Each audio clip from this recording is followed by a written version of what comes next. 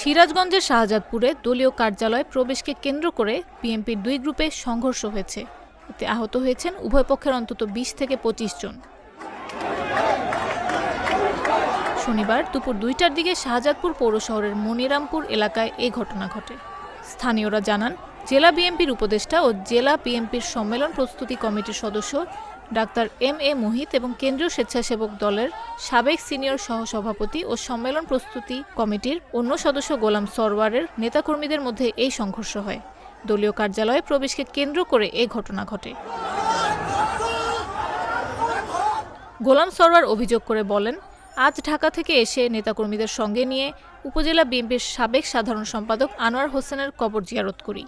এরপর নেতাকর্মীদের সঙ্গে নিয়ে দলীয় কার্যালয়ে গেলে এম.এ. মোহিতের সমর্থকরা আমাদের ওপর হামলা করেন।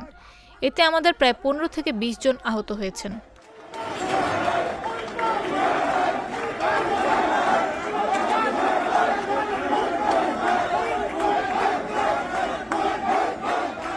অপরদিকে এই বিষয়ে জানতে এম.এ. মোহিতের মোবাইলে কয়েকবার ফোন দিলেও তিনি কোনো সাড়া দেননি। শাহজাদপুর থানার ভারপ্রাপ্ত কর্মকর্তা আসলাম আলী জাগো নিউজকে বলেন, উভয় পক্ষের মধ্যে ধাক্কাধাক্কি হয়েছে, তবে এ ঘটনায় তেমন কেউ গুরুতর আহত হয়নি। বর্তমানে পরিস্থিতি নিয়ন্ত্রণে।